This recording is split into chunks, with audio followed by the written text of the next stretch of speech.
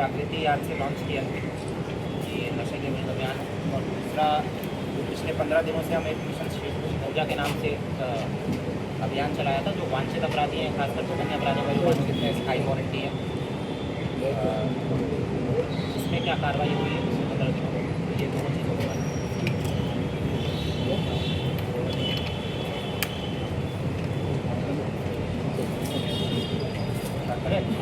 में। आज जिला जयपुर दक्षिण में मिशन जागृति अभियान को लॉन्च किया जा रहा है, जो कि नशे के विरुद्ध हमारा पूरे ज़िले भर का अभियान रहेगा। आज हमने इसी क्रम में पूरे ज़िले में एरिया डोमिनेशन भी किया था, अलग अलग सर्कल्स में, खासकर जो कच्ची बस्तियां हैं, जो नशे के सप्लाई के हिसाब से जो हॉटस्पॉट्स हमने कुछ चिन्हित किए थे, वहाँ पर हमने कार्रवाई की थी। उसमें हमने डॉग स्क्वाड और ड्रोन की भी मदद ली थी। और ये जो एरिया डोमिनेशन हमने किया, उसमें हमने करीब 13 प्रकरण NDPS के दर्ज करते हुए टोटल जो है 47 लोगों को गिरफ्तार किया। इस एरिया डोमिनेशन के साथ इस अभियान की आज हमने शुरुआत की। ये जो अभियान है मिशन जागृति, ये बेसिकली जितने भी संबंधित विभाग नशे के अलग अलग एस्पेक्ट्स के साथ जो डील करते हैं, उन संबंधित विभागों के साथ समन्वय करके हम इस अभियान को चलाएंगे।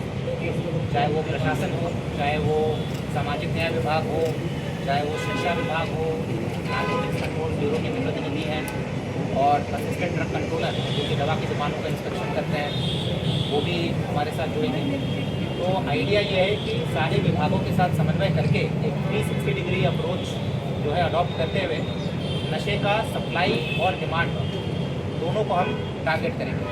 जहाँ तक सप्लाई की बात है, जो बड़े सप्लायर्स हैं और जो छोटे रिटेल लेवल के सप्लायर्स हैं, खासकर जो स्कूल्स, कॉलेजेस, कोचिंग इंस्टीट्यूट्स इसके आसपास जिनकी गतिविधियाँ रहती हैं, इनको हम बीट वाइज चिन्हित करेंगे। बीट वाइज इनकी लिस्टिंग हम करवा रहे हैं, और प्रयास रहेगा कि ये जो पूरा सप्लाई चेन है, नीचे से लेकर ऊपर तक, रिटेल लेवल से लेकर जो बड़े सप्लायर्स हैं, उन सबको चिन्हित करके उनके विरुद्ध कार्रवाई की जाए और इस सप्लाई चेन को कमज़ोर किया जाए।